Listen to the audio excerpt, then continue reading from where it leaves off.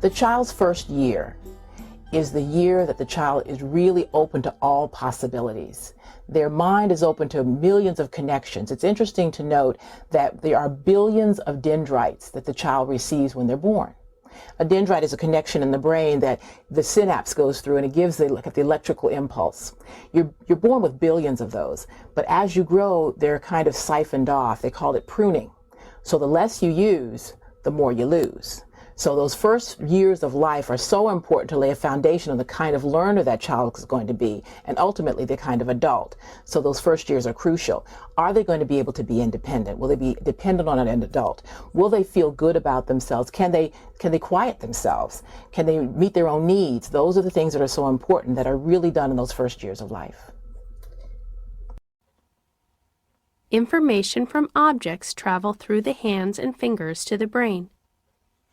Dr. Montessori demonstrated that when infants felt and held things with their hands, the information transmitted to their brain set in motion a whole series of coordinated events.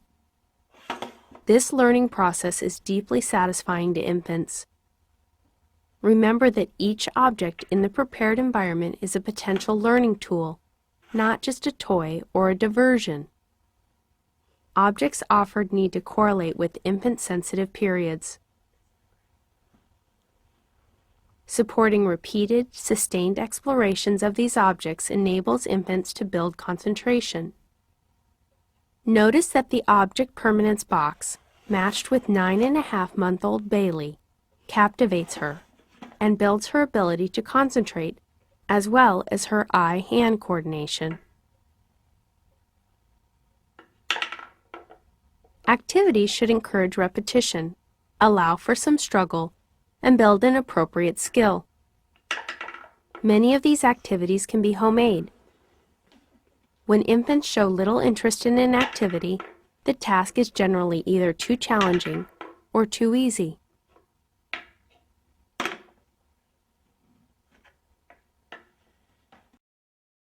Remember, objects made of natural materials or materials that mimic the natural offer the richest opportunities for touch. These stimulate finger-based exploration and hand-to-brain connection. Objects that are multidimensional will sustain repeated exploration and encourage learning, also building concentration. When considering toys, it is good to choose some objects that display how their sound is made, such as rattles that show their beads or have bells on the outside. This is better than having all the sound-making elements hidden inside the object. These transparent details build a baby's curiosity and understanding of how the world works. Montessori environments are aesthetically beautiful. And the reason for that is not because the teacher enjoys it or the directress enjoys it. It's because she recognizes that it's a necessity for the child. Just like the Montessori home, it's a necessity for the child for it to be beautiful. That also shows respect for the child, that I believe you are so important that I'm going to take time to figure out your environment and to make sure that everything is in its place for you, that you can pull yourself up by yourself, that you can help yourself roll over, that you can soothe yourself, that if you're hungry you can go find food, that you can put things away for yourself. That is the beauty of the environment, and making sure that the things you pick out for the child are the things that are going to be beautiful. Montessori environments present opportunities for infants to explore their senses and then to naturally develop their minds and whole beings. They actually enjoy this natural learning process, and their quiet joy, focus, and curiosity are the marks of its success. Each part of the prepared environment considers infants' development and their needs. What will babies see from the ground? What can they reach? What colors and images prevail? What are the materials they get to hold and touch? What does the space they are moving around on feel like? Is the space safe for full exploration? Playpens severely limit the infant's exploration of the environment, as well as restricting coordinated movement. Design entire rooms to be babies' playpens. The unrestricted space gives motivation to curiosity and the incentive to move, as well as fostering a strong sense of independence. Mirrors, mobiles, tiny tables, small chairs, calming colors, and carefully selected materials and music all provide the prepared environment for infants' emotional, spiritual, and intellectual development. The environments created for infants will help define the people they will become.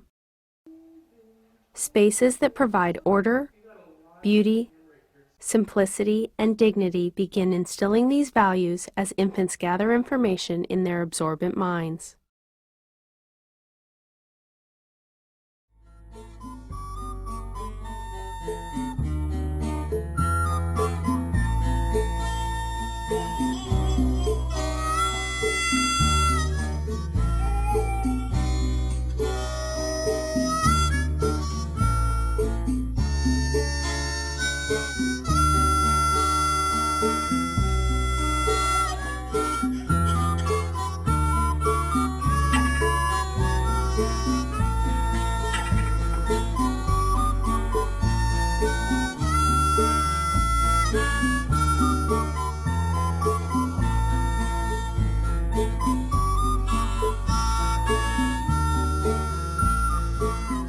Consider that our children's drive to observe, move, and learn is really the outer completion of their inner organic growth.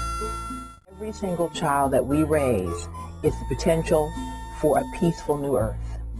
That every single child is the spark of a new era. And that we are doing ourselves a disservice if we don't respect that spark and fan it into a flame. That flame will be the flame that will change the world.